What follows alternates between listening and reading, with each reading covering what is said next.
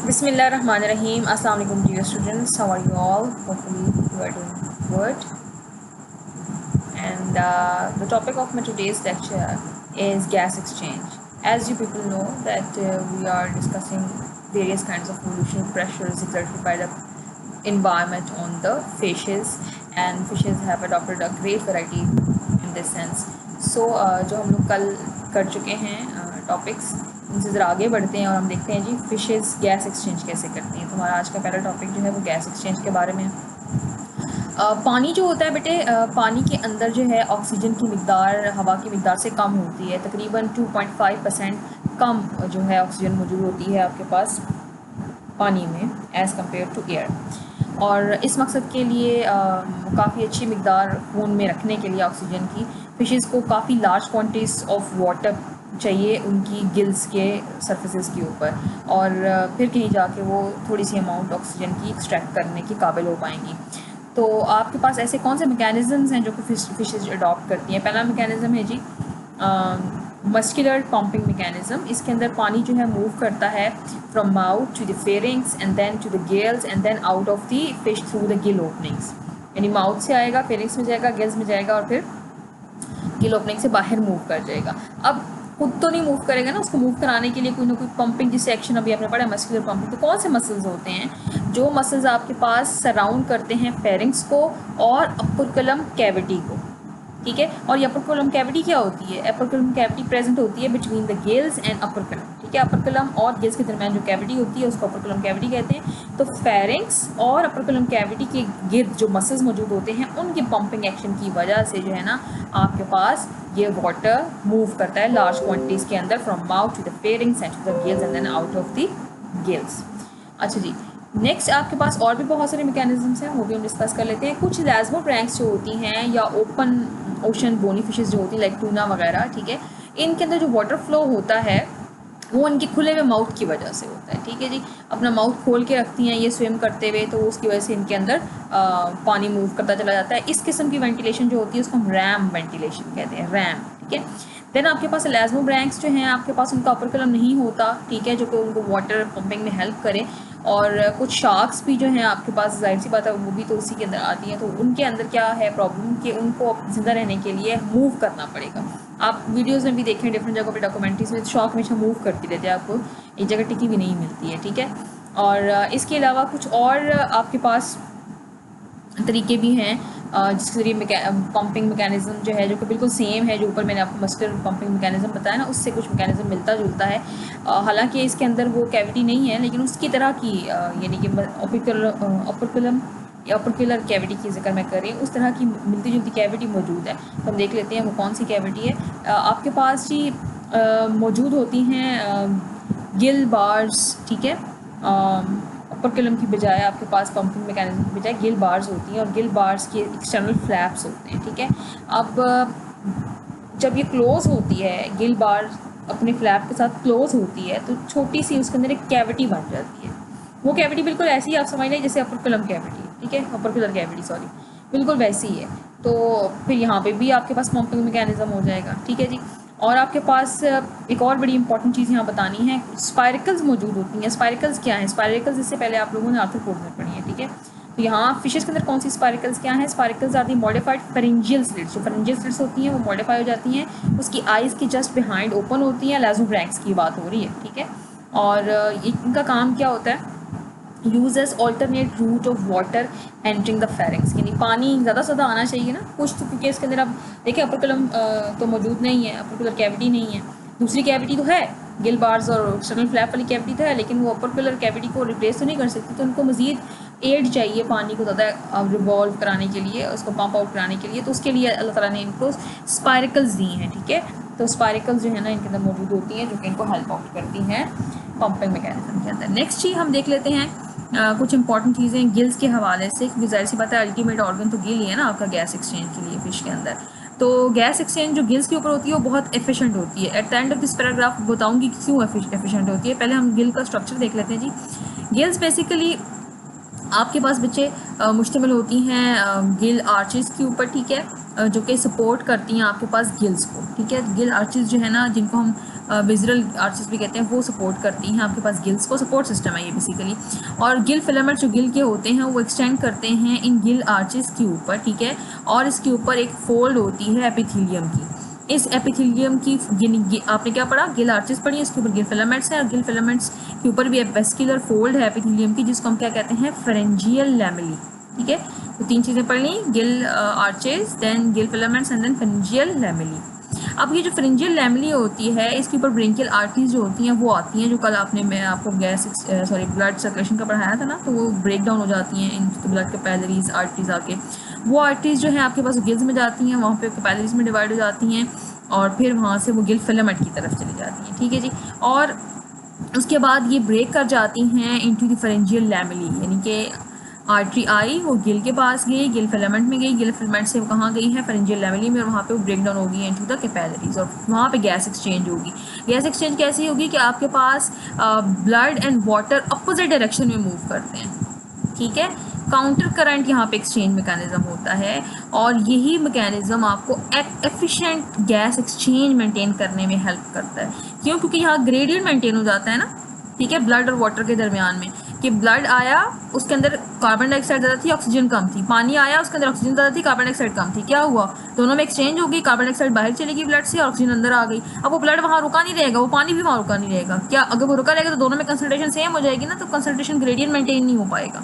जब वो नहीं मेंटेन हो पाएगा तो एफिशिएंट नहीं हो जाएगी आपके पास गैस एक्सचेंज, एफिशिएंट तो नहीं रहेगी ना। तो होगा क्या, अल्लाह ताला ने निज़ाम ऐसा बनाया कि वो खून चलता रहता है और पानी भी चलता रहता है, क्योंकि फिश मूव कर रही है या पानी को भी आप सर्कुलेट करवा रही है फिश, अगर मूव नहीं भी कर रही फिश तो क्या होता है कि ब्लड जा रहा है अगर राइट साइड की डायरेक्शन में, तो पानी जा रहा है लेफ्ट साइड की डायरेक्शन में। अब नया ब्लड आ गया है, उस नए ब्लड में भी ऑक्सीजन की कमी है, कार्बन डाइऑक्साइड की जाती है, नया पानी आ गया उसके अंदर ऑक्सीजन की जाती है और पानी की कमी है। तो ऐसे ये मुसलसल एक शार्प कंसंट्रेशन ग्रेडियंट बरकरार रहेगा, ठीक है, यानी कि difference in the concentration of different gases in the water and in the blood, ठीक है, जिसकी वजह से बहुत इजीली गैस एक्सचेंज हो जाएगी, ठीक है। तो ये इसी वजह से फिशेस गिल्स के अक्रॉस जो आपके पास गैस एक्सचेंज होती है वो काफ़ी एफिशिएंट होती है। नेक्स्ट जी, इस नेक्स्ट टॉपिक में जाने से पहले एक इम्पॉर्टेंट लाइन जो है ना अंडरलाइन कर लें, लास्ट वाली, कि how can you say that concentration gradient matters, या how fishes maintain the concentration gradient, ठीक है, ये भी एक इम्पॉर्टेंट चीज़ है। और इसके अलावा ये भी पूछ सकते हैं कि why gases exchange across the gill surface is very efficient, ठीक है, या काउंटर करंट एक्सचेंज मैकेनिज्म क्या है। तो अक्सर बच्चे इसमें भूल के ना वो जो काउंटर करंट मैकेनिज्म एफएससी में याद किया होता है, ठीक है, वो है, उसमें भी अपोजिट डायरेक्शन होती है, बट वो काउंटर करंट मैकेनिज्म जो है ना विद रिस्पेक्ट टू दियर क्या था, वेस्ट मटीरियल्स, और यहाँ पे आपके पास गिल्स के अकॉर्डिंगली। अच्छा जी, तो मैं थोड़ा सा एक दफ़ा समरी आपको बता दूँ, रिव्यू कर लूँ कि कितने आपके पास गैस एक्सचेंज के मैकेनिज्म थे। पहला था जी मस्कुलर पंपिंग मैकेनिज्म था, दूसरा आपके पास रैम वेंटिलेशन था, और तीसरा आपके पास मस्कुलर मैकेनिज्म जैसा ही मिलता जुलता मैकेनिज्म था, जिसमें इन्वॉल्व थी Gill bars and external flaps, ठीक है जी। अब हम अगले टॉपिक की तरफ चलते हैं, that is about the swim bladders and lungs, ठीक है। स्विम ब्लैडर्स और लंग्स दोनों ही एक्सटेंशन है बेटे आपके पास। किस चीज़ की एक्सटेंशन है आपके पास, फिशेस के अंदर, लाइक बोनी फिशेस जो हैं उनके अंदर गैस चैम्बर्स बन जाते हैं, ठीक है। वो जो गैस चैम्बर्स होते हैं उनको हम क्या बोलते हैं, उनको हम बोलते हैं बेटे न्यूमैटिक सैक्स, ठीक है। अब ये जो न्यूमैटिक सैक्स होती हैं, इन्होंने ही बनाना है लंग्स भी, और उन्होंने ही बनाना है स्विम ब्लैडर, ठीक है। गैस चैम्बर्स बन जाते हैं फिशेस के अंदर, मोस्टली कौन सी फिशेस के अंदर है जी, बोनी फिशेस के अंदर, ठीक है, जिनको न्यूमैटिक सैक्स कहते हैं। और आपके पास जो नॉन टिलियोस्ट फिशेस होती हैं, जो मॉडर्न बॉडी फिशेस थी उनको टिलियोस्ट फिशेस कहते थे ना, तो जो ओल्ड बॉडी फिशेस उनको क्या कहेंगे हम, नॉन टिलियोस्ट फिशेस, ठीक है। और कुछ टिलियोस्ट फिशेस के अंदर भी आपके पास न्यूमैटिक सैक जो है वो कनेक्ट करती है, किसको, एसोफेगस के साथ कनेक्ट करती है, या किसी भी डाइजेस्टिव ट्रैक के साथ वो कनेक्ट होती है। तो जो मछलियाँ जैसे हवा को स्वेलो करती हैं, तो वो या फिर जैसे आप लोगों की बॉडी के अंदर भी गैस जनरेट हो रही होती है, तो इस तरीके से फिश की बॉडी के अंदर जब गैस जनरेट होती है तो वो आपके पास, या वो एयर स्वेलो करती हैं मोस्टली। जैसे फॉर एग्जांपल आप लोगों को बर्प होता है, ये डकार वगैरह आते हैं, तो व्हाट इज़ दैट, ठीक है, वो आप जब खाना खाते हुए बातें करते हैं, ये वैसे आप उसको स्वेलो करते हो, तो आपकी एयर बबल्स आपकी खुराक के साथ, आपके बोलस के साथ अंदर चले जाते हैं, ठीक है। वो बाद में फिर वो एयर प्रेस होकर बाहर निकल आती है, द फॉर्म ऑफ बर्प्स लाइक डकार वगैरह, ठीक है। तो यहाँ पे भी स्वेलोड एयर जो फिशेस की होती है वो, अब चूँकि ये न्यूमैटिक सैक्स कनेक्टेड हैं एसोफेगस या फिर डाइजेस्टिव ट्रैक में कहीं पे भी, तो फिर ये उसके अंदर एंटर हो जाती हैं, और जब ये उसके अंदर एंटर हो जाएगा तो क्योंकि इसके थिन सी एपिथेलियम होती है, उसको वेस्कुलर सरफेस होता है, इसके ऊपर इनके ब्लड वेसल्स होती हैं, तो यहाँ पे इजीली गैस एक्सचेंज हो जाएगी न्यूमेटिक सैक्स के अंदर, ठीक है। तो आपके पास जो डिफरेंट फिशेज़ हैं, लाइक यहाँ पे एग्जांपल दी गई है इंडियन क्लाइंबिंग पर्च और लंग फिशेज़ हैं, और कुछ आपके पास एंशियंट आपके पास रेफिडिस्टियंस हैं, ठीक है। इनके अंदर न्यूमेटिक सैक्स जो हैं वो फंक्शन करती हैं एज लंग्स। लेकिन जो दूसरी बोनी फिशेज़ हैं, जो most of the bony fishes हैं, उनके अंदर न्यूमेटिक सैक एक्ट करती है एज अ स्विम ब्लैडर। तो ये एमसीक्यूज़ के हवाले से पूछ सकते हैं कि फ़लाँ फिश के अंदर स्विम ब्लैडर है, pneumatic sac is present in the form of swim bladder, और फलानी लंग्स के अंदर है, मतलब ये थोड़ा सा पूछा जा सकता है। तो ये आपके माइंड में अंडरलाइन इसको कर लीजिए, ये अच्छे से आपके माइंड में होना चाहिए। तो क्या बताया हम लोगों ने कि न्यूमेटिक्स है कि क्या बन गई है, या तो लंग बन जाएंगी या वो क्या बन जाएंगी बेटे, स्विम ब्लैडर। अब एक इम्पॉर्टेंट क्वेश्चन आता है, ज़्यादातर जो जोलॉजिस्ट हैं वो बिलीव करते हैं कि lungs are more primitive than swim bladder. तो क्वेश्चन पूछ सकते हैं ना, why most zoologists believe that lungs are more primitive than swim bladders, and ये क्वेश्चन मार्क, ठीक है जी, पूछ सकते हैं। तो पूछ लें, बिल्कुल पूछ लें, हम मना तो नहीं करते इनको। तो इसका जवाब क्या होगा, इसका जवाब ये है बेटे कि मोस्ट ऑफ द जो आपके पास अर्ली एवोल्यूशन था वो ज़्यादातर फिशेज़ का गर्म पानियों में और फ्रेश वाटर लेक्स और झीलों वगैरह में हुआ डिवोनियन पीरियड में, ठीक है। और ज़्यादातर ये झीलें जो है ना गर्म मौसम के अंदर स्टैग्नेट हो जाती थी और खुश्क हो जाती थी, ठीक है, पीरियडिकली, जिसकी वजह से वहाँ पे अगर मछली को ज़िंदा रहना था तो ऑब्वियसली उसको गैस एक्सचेंज करनी पड़नी थी, ठीक है, न्यूमेटिक सैक्स के ज़रिए। तो यहाँ पर क्या डेवलप हो गई जी, लंग्स। जो लेटर ऑन जो आपके पास एवोल्यूशन हुआ है मॉडर्न बोनी फिशेज़ का या मॉडर्न फिशेज़ का, वो मोस्टली मेरीन और फ्रेश वाटर इन्वायरमेंट में हुआ है, जहाँ पे स्टेग्नेशन का कोई चांस नहीं था, वहाँ कोई प्रॉब्लम ही नहीं थी, पानी हर वक्त रहता था। तो वहाँ पे फिश ने ऊपर नीचे, क्योंकि आपको पता है समंदर काफ़ी गहरा होता है, तो वहाँ पे फिश ने मूवमेंट में हेल्प लेने के लिए as adaptive strategy pneumatic sac तो थी इसके अंदर, उसने उसको कन्वर्ट कर लिया इनटू दी स्विम ब्लैडर, ठीक है जी। ये तो बेटे आपका टॉपिक कवर हो गया है। अब इंशाल्लाह ताला हम अब अगले टॉपिक की तरफ मूव करते हैं, लेकिन होपफुली आप लोगों को ये चीज़ें क्लियर हो गई होंगी। एक दफ़ा मैं रिव्यू कर देती हूँ। स्टार्ट में आपने बताना है कि why it's difficult to exchange the gases in the water environment, ठीक है, तो आपको परसेंटेज पता हो। देन आपको पता हो कि कौन कौन से मैकेनिज़म्स हैं। देन आपको फ़िश का गिल का स्ट्रक्चर पता होना चाहिए, काउंटर करंट मैकेनिज्म पता होना चाहिए, एफिशिएंसी क्यों है इसकी। देन आपको न्यूमेटिक सैक्स का, और न्यूमेटिक सैक किन किन फिशेज़ के अंदर लंग्स की फॉर्म में होती हैं, किन किन फिशेज़ के अंदर स्विम ब्लैडर की फॉर्म में होती हैं, और क्यों जोलॉजिस्ट ये बिलीव करते हैं कि जो लंग्स हैं वो ज़्यादा प्रिमिटिव हैं देन द स्विम ब्लैडर्स। तो बेटे अब नेक्स्ट टॉपिक की तरफ चलते हैं जी। तो बेटे फिशेज़ जो हैं वो बायंसी रेगुलेशन कैसे करती हैं, ठीक है, इसको देख लेते हैं। अच्छा, इसको डिटेल में देखने से पहले ये जो फिगर आपको सामने नज़र आ रही है इसको थोड़ा डिस्कस कर लेते हैं। यहाँ पे आपको फ़िश दिखाई दे रही है बेटे, और फिश के अंदर आपको ये ओपरकुलम के अंदर गिल्स मौजूद होती हैं, ठीक है। और गिल्स जो हैं यहाँ पे वाटर की मूवमेंट जो है वो कैसी होगी, माउथ कैविटी से आ रहा है पानी, ठीक है, और वो फ्लो होके जा रहा है सारा। अब यहाँ पे कुछ चीज़ें हाईलाइट देख लीजिए, इंपॉर्टेंट गिल फिलामेंट्स आपको दिखाई दे रहे हैं, ठीक है, ये फिलामेंट्स की शक्ल में है। फिर आपको ओपरकुलम कैविटी भी दिखाई दे रही है। देन आपके पास यहाँ पे आपको जो इंपॉर्टेंट चीज़ दिखाई दे रही है, माउथ कैविटी, गिल स्केलेटन, ठीक है, जिसके भी गिल्स आपके पास अटैच्ड है। और आपके पास क्या है, afferent and efferent blood capillaries या ब्लड वेसल्स होंगी। कैपिलरी तो अभी ऊपर जब लैमेली पे जाएंगे तभी आपको डिवाइड होकर नजर आएगा। अच्छा जी, अब जो इम्पोर्टेंट चीज़ है next, that is water movement, ठीक है। अब ये जो आपके पास ब्लड वेसल्स मूव कर रही हैं, ये जो गिल फिलामेंट्स हैं, इसके ऊपर जो इसकी मेम्ब्रेन थी मैंने बता दिया था आपको, क्या बना देती है, एक फ्लैप सा स्ट्रक्चर जो आपको नज़र आ रहा है लैमेली का, ठीक है। अब इन लैमेलीज के दरमियान में से वाटर पास होगा, ये आपको दिखाई जो दे रहा है, ठीक है, वाटर फ्लो की डायरेक्शन है, ये लैमेलीज हैं।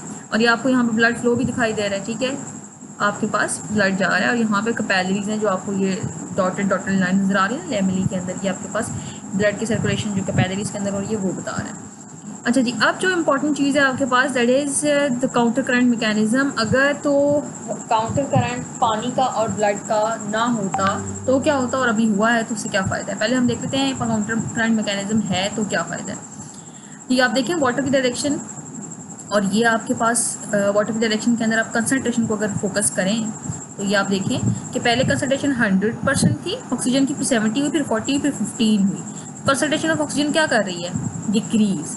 अब देख लेते हैं ब्लड को, ठीक है। अब ब्लड जो मूव कर रहा है इस डायरेक्शन के अंदर, तो अब इसमें कंसनट्रेशन आप देखिए पहले 5% थी, ऑक्सीजन की कम थी, फिर 30 हुई, फिर 60 हुई, फिर 90 हुई, ठीक है। तो यहाँ क्या हो रही है, कंसनट्रेशन ऑफ ऑक्सीजन इंक्रीज हो रही है, एफिशिएंट एक्सचेंज है कि नहीं है, ठीक है। सपोज पानी और ब्लड दोनों की डायरेक्शन सेम होती तो क्या होता, तो आपके पास ये होना था बेटे कि आप ये इसको देख लीजिए ज़रा गौर से कि 100, 70, 50 और 50, नीचे अब ब्लड की देखें कि शुरू में तो चले वो ठीक है, ब्लड के अंदर कंसनट्रेशन कम थी, पानी के अंदर कंसनट्रेशन ज़्यादा थी ऑक्सीजन की, तो शुरू में तो एक्सचेंज होगा, 5 से 30 हुआ, लेकिन 30 से आगे नहीं जाएगा, वहाँ ऊपर आप देख लें 30 से ऊपर भी गया है, 90 तक पहुँचा है वो, ठीक है। तो यहाँ पे 50-50 इक्वल हो जाएगा, तो कोई आपके पास यहाँ पे आप देख सकते हैं ऊपर जो है ना वो ज़्यादा है, आपके पास क्या चीज़ ज़्यादा है, ग्रेडियंट, और नीचे ग्रेडियंट ख़त्म हो गया, ग्रेडियंट थोड़ी देर के लिए था, ठीक है। उसके बाद आप देखें 50-50 ये बराबर हो गए, ठीक है। तो ये बेटे आपके पास इसी वजह से काउंटर करंट मैकेनिज्म जो है ना वो फिशेस के अंदर गैस एक्सचेंज को ज़्यादा एफिशिएंट बनाता है। तो अब आ जाते हैं जी बायंसी रेगुलेशन की तरफ। तो कभी आपने तसव्वुर किया है कि आप पानी के ऊपर तैरते क्यों हैं, रीज़न क्या है, ठीक है। वाटर सपोर्टिव मीडियम है लेकिन इतना भी सपोर्टिव नहीं है, ठीक है, कि आपको डूबने ही ना दे बिल्कुल। तो उसमें रीज़न क्या होती है, हाथ पाँव भी मारते हैं आप, बिल्कुल ये तो नहीं कि पानी में जाके लेट है तो आप डूबेंगे नहीं, लेकिन आप थोड़े से एक आप लोग उछाल की कुव्वत होती है, ठीक है। तो वो ऐसा क्यों फील होता है, क्योंकि बेटे आप लोगों के अंदर क्या ऐसी चीज़ मौजूद है जो कि आपको नीचे लेके जाएगी पानी में, हैवीपन होना, यानी कि आपकी जो ग्रेविटी है वो ज़्यादा होना। फॉर एग्जांपल अब आपकी ग्रेविटी कैसे ज़्यादा होगी, आप कहेंगे जी मैम हम तो पानी के बने हुए हैं, यू आर राइट, बट पानी के अंदर क्या है, क्या सिर्फ पानी है, बीच में सॉल्ट्स भी तो है ना, डिफरेंट आयंस भी हैं, उनकी जो बाकी जो सॉल्यूट्स वगैरह हैं उनकी कंसनट्रेशन जो है ना वो, और उसकी जो ग्रेविटी है यानी कि स्पेसिफिक ग्रेविटी वो ज़्यादा होती है पानी से। फॉर एग्जांपल सपोज आप अपने टिश्यू को देख लीजिए, जैसे बोन्स हैं, बोन्स कितनी डेंसर होती हैं, ठीक है, बोन्स आपके पास तकरीबन उनकी ट्वाइस डेंसिटी होती है पानी से ज़्यादा, तो वो डूबेगा कि नहीं, फिर इसके बावजूद आप क्यों तैरते हैं, वाई, जी बिल्कुल ठीक, आपकी बॉडी के अंदर क्या चीज़ मौजूद है, एयर फिल्ड बलून्स, ठीक है, क्या नाम है उनका, लंग्स, उसकी वजह से आप लोगों को तैरने में काफ़ी हेल्प मिलती है। अच्छा, अब फिशेस जो हैं वो कैसे मेंटेन करती हैं, आपके पास अपनी वर्टिकल पोजीशन, ठीक है, वर्टिकल पोजीशन में मौजूद होती है ना, हॉरिजॉन्टल में तो नहीं होती, ठीक है। तो वर्टिकल पोजीशन कैसे मेंटेन करती हैं फिशेस जी, उसके आपके पास 4 वेज है। अब वो 4 वेज में से कोई एक इस्तेमाल कर सकती है या एक से ज़्यादा भी कर सकती है, ठीक है। अब पहला जो तरीका है वो आप कौन कौन सा हो सकता है, पहला तरीका जी आपके पास क्या है कि वो इनकॉर्पोरेट कर ले कोई लो डेंसिटी कंपाउंड अपने टिश्यूज़ के अंदर, यानी जिसकी वजह से उसकी बॉडी की डेंसिटी कम हो जाए, ठीक है। तो फिशेस कैसे कर सकती हैं, अक्सर फिशेस के जो लिवर्स होते हैं उनके अंदर बेटे बहुत सारे बायोंट ऑयल्स होते हैं, लाइट वेट ऑयल्स, जैसे आप लोग अब देखते हैं ना फिश कैप्सूल खाते हैं, ओमेगा 3 इसमें होता है, तो वो लाइट ऑयल्स होते हैं, ठीक है, जो इसको लाइट बनाते हैं और सीधा होने में मदद, यानी वर्टिकल पोजीशन में हेल्प आउट करते हैं। सेकंड इसका क्या मेथड हो सकता है जी, सेकंड इसका मेथड ये हो सकता है बेटे कि फिशेस जो है ना आपके उस वर्टिकल पोजीशन मेंटेन करें यूज़ ऑफ फिन से। तो फिन जो है ना इसको अपलिफ्ट देते हैं, प्रोवाइड करते हैं। ये हम जब फिन डिस्कस किए थे मैंने बताया भी था कि ये सीधा रखने में फिश को और उसको मूव करने से मूवमेंट में हेल्प करते हैं। तो आपके पास जैसे शार्क्स के अंदर पेक्टोरल फिन्स होते हैं उनके, और आपके पास उसका कॉर्डल फिन होता है, वो उसके अंदर हेल्प करता है, हेट्रो सर्कल होमो सर्कल हम लोगों ने टेल्स पढ़ी हैं, ठीक है, तो वो उसको मेंटेन करने में हेल्प करता है। नेक्स्ट ही थर्ड आपके पास क्या है, आपके पास रिडक्शन कर दे हैवी टिश्यूज़ की, ठीक है, अपनी बॉडी के अंदर से जो हैवी टिश्यूज़ हैं उनको कम करना शुरू कर दे, जैसे बोन की बजाय वो कार्टिलेजिनस स्केलेटन होता है ना आपके पास कार्टिलेजिनस फिशेस के अंदर, ठीक है, तो वो एक अडेप्टेशन इसकी हो सकती है। फिर इसके अलावा फोर्थ वन क्या है जी, फोर्थ वन आपके पास अडेप्टेशन ये है कि उसके पास स्विम ब्लैडर हो, ठीक है, और स्विम ब्लैडर के अंदर जो है ना वो वॉल्यूम कंट्रोल कर सकती है एयर का, कितना वॉल्यूम ऊपर जाना है नीचे जाना है उसने, तो ज़्यादा एयर भरेगी तो ऊपर आ जाएगी, कम एयर भरेगी या एयर उसमें से निकालेगी तो वो नीचे चली जाएगी, ठीक है, डेंसर हो जाएगी। तो अब यहाँ पे जो इंपॉर्टेंट चीज़ें हैं कुछ वो आप देख लीजिए, इनको मैं अंडरलाइन कर रही हूँ कि आपके माइंड में होना चाहिए। पहला बॉयंट ऑयल्स का पता हो लिवर के अंदर क्या है, ठीक है। फिर pectoral fins of the shark जो है वो इसको बैलेंस करने की डिवाइस है, और साथ में फिर इसके अंदर लार्ज जो अपर लोब होता है कॉर्डल का वो भी इसको एक अपवर्ड थ्रस्ट प्रोवाइड करता है। फिर इंपॉर्टेंट चीज़ जो आपको हाईलाइट यहाँ पे मैंने किया, बोन्स ऑफ द फिशेस जो है ना वो आपके पास जनरली लेस डेंस होती हैं जितने भी दूसरे वर्टिब्रेट्स होते हैं उनके निस्बत, ठीक है। और अडेप्टिव फीचर ऑफ प्लाज्मोब्रैंक्स या शार्क्स वगैरह जो उनके अंदर आपने देखा है कि क्या कौन सा स्केलेटन होता है, आपके पास कार्टिलेजिनस स्केलेटन होता है, वो भी इसी वजह से है, प्रोबेबली इसी आपके पास अडेप्टेशन की वजह से। और आपके पास फोर्थ वन जो है ना वो स्विम ब्लैडर है। स्विम ब्लैडर के अंदर कैसे आपके पास कंट्रोल होती है बायंसी, बाय रेगुलेटिंग और controlling the volume of the gas in the swim bladder. अच्छा, अब जो है आपके पास एक और इम्पॉर्टेंट बात यहाँ बताई गई है जो कि इससे पहले भी डिस्कस हम कर चुके हैं कि न्यूमेटिक्स जो डक्ट होती हैं, अभी ऊपर हमने डिस्कस किया था ना, ठीक है, वो कैसे कनेक्टेड होती हैं और कहाँ कनेक्टेड होती हैं। तो न्यूमेटिक डक्ट्स जो होती हैं वो अक्सर न्यूमेटिक सैक के बारे में पढ़ा था, तो उनको जो कनेक्ट करती है चीज़ that is called pneumatic duct. किससे कनेक्ट करती है जी? या तो आपके पास वो कनेक्ट करेगी एसोफेगस से या कनेक्ट करेगी डाइजेस्टिव ट्रैक्ट में। तो यहाँ पे एक गाप लाइक जो आपके पास गापाइक स्टर्जन के बारे में बताया है कि वहाँ पे वो कहाँ पे मूव करता है, एसोफेगस या डाइजेस्टिव ट्रैक्ट के साथ। जो अगली इंपॉर्टेंट बात है दैट इज़ कि फिशेज़ कैसे जो है ना, मैंने वहाँ पे तो बताया था डाइजेस्टिव ट्रैक्ट के अंदर से एयर जाती है, लेकिन ऐसा नहीं है। फिशेज़ सरफेस पे जब आती हैं तो वो बहुत सारी एयर को गल्प कर लेती हैं, निगल लेती हैं, ठीक है, और अपने स्विम ब्लैडर में भेज देती हैं। अब जो मोस्ट ऑफ द टिलियोस्ट हैं, उनके जो स्विम ब्लैडर हैं, उनका जो फंक्शनल कनेक्शन है डाइजेस्टिव ट्रैक्ट के साथ वो ख़त्म हो चुका है, ठीक है, ज़्यादातर टिलियोस्ट फिशेज़ का। यानी अलग से स्विम ब्लैडर मिलेगा, उसके साथ कोई न्यूमेटिक्स डक्ट नहीं मिलेगी आपको, कनेक्शन उसका नहीं मिलेगा, ठीक है। तो अब यहाँ क्या होता है फिर, यहाँ पे गैसेस किस तरह उसके अंदर आएंगी? तो यहाँ पे बेटे ब्लड जो होता है वो सिक्रीट करता है गैसेस, ठीक है, और उन गैसेस में कौन सी गैसेस हो सकती है? नाइट्रोजन ऑक्सीजन के डिफरेंट मिक्सचर्स हो सकते हैं, ठीक है।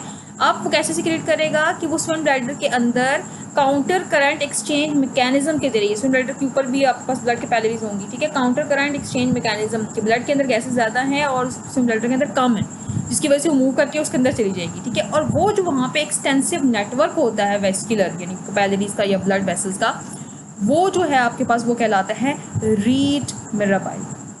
इसको मिराकुलस नेट भी कहते हैं, ठीक है जी। तो रीड मिराबाइल का जो है ना फंक्शन बहुत इंपॉर्टेंट है, एक से पूछ लेते हैं रीड मिराबाइल क्या करती है, ठीक है। तो इसके अलावा तो ये आप क्या बताओगे उन टिलियो स्पीशीज़ के अंदर जिनके अंदर आपके पास जो है स्विम ब्लैडर उसका फंक्शन जो है ना कनेक्शन लॉस्ट हो जाता है विद डाइजेस्टिव ट्रैक्ट, तो वहाँ पे आपके पास एयर कैसे आती है? ब्लड कैपिलरीज के थ्रू, और वो ब्लड कैपिलरीज का जो नेटवर्क है जो ये काम करता है उसको रीड मिराबाइल कहते हैं या मिराकुलस नेट। लेकिन फिर अब वहाँ से देखिए, मैंने आपको बताया था ना कि अब गैसेस ज़्यादा और कम करके वो ऊपर नीचे जाती हैं, तो ज़्यादा तो हो गई, अब गैस कम कैसे होगी? तो आपके पास गैसेस जो है ना वो मे बी रीअब्जॉर्ब हो जाती हैं ब्लड के अंदर दोबारा, और वो at the end of the bladder, start में रीड मिराबल हो जाएगा और एंड में क्या हो जाएगा? ओवेल। ओवेल के थ्रू दोबारा गैसेस जो हैं, देखें रीड मिराबल से गैसेस आई और ओवेल से गैसेस वापस चलेगी, ठीक है जी। तो this is how the fish regulates its buoyancy ji.